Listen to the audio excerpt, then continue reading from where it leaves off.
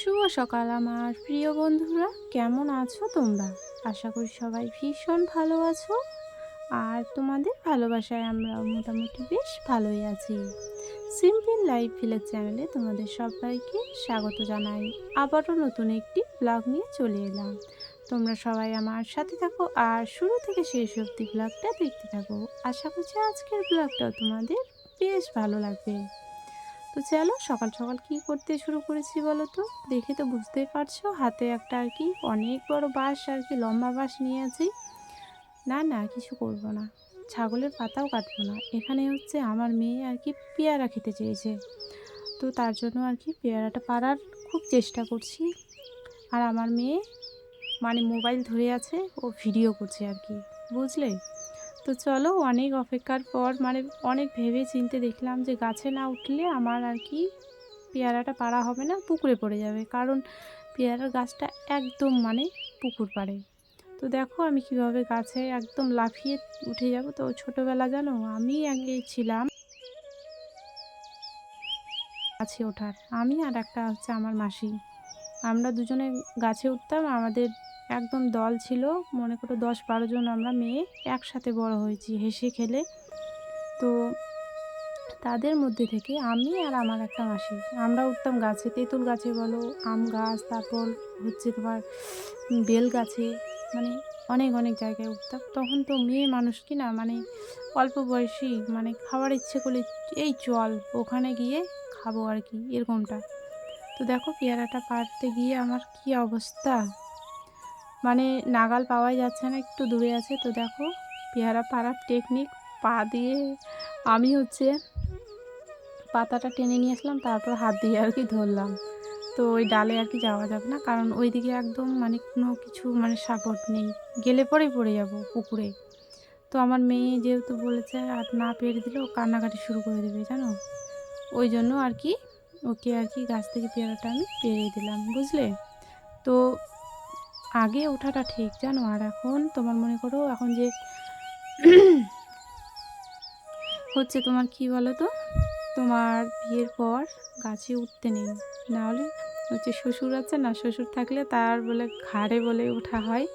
বাবা ওই মা বলে আর কি, এই বাড়ির মা, যে মানে গাছে উঠলে পরে বিয়ের পর যে বলে শ্বশুরের ঘাড়ে আর কি ওঠা হয়। তো যাই হোক, কিছু করার নেই, আমার মেয়ে খেতে চেয়েছে, কিছু করার নেই। তো তারপরে দেখো হাঁসগুলোকে আমি ছেড়ে দিলাম, অনেকটা বেলা হয়েছে, তো ওদেরকে আমি এখন ছেড়ে দিলাম। আমাদের পুকুরটা মোটামুটি এরকমটা দেখতে, আর আমাদের হাঁসগুলো অনেক বড় বড় হয়ে গেছে। তো আরও ভাবছি যে অনেক হাঁসের বাচ্চা নিয়ে আসবো, হাটে গিয়ে, হাটে যেতে হবে, তো ওখান থেকে আর কি হাঁসের বাচ্চা আর কি নিয়ে আসবো, আর এই হাঁসগুলোকে বিক্রি করে দেব। তো এগুলো বাড়ির হাঁস, বাড়ির ডিম ফোটানো আর কি বাড়িতেই।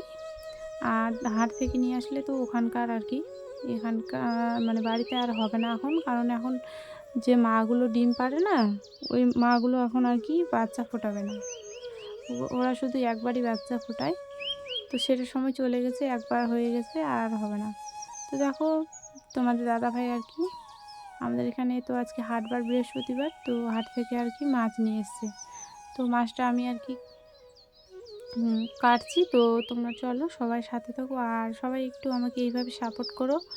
আর জানি না আমি কারা আমাকে সাবস্ক্রাইব করছো, আবার মানে সাবস্ক্রাইবও আর কি করে দিচ্ছ আবার, জানি না। তো যারা করছো দেখো, এরকমটা করো না, হ্যাঁ?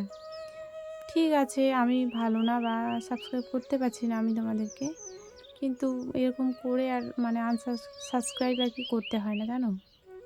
মানে মনে করো যে এতটা উপরে উঠছি, আবার আমাকে মানে টেনে নামিয়ে দিচ্ছি, এরকমটা। মানুষের মধ্যে যে এত হিংসে থাকে, সত্যি আমি মানে এই পথে না আসলে পরে বুঝতেই পারতাম না।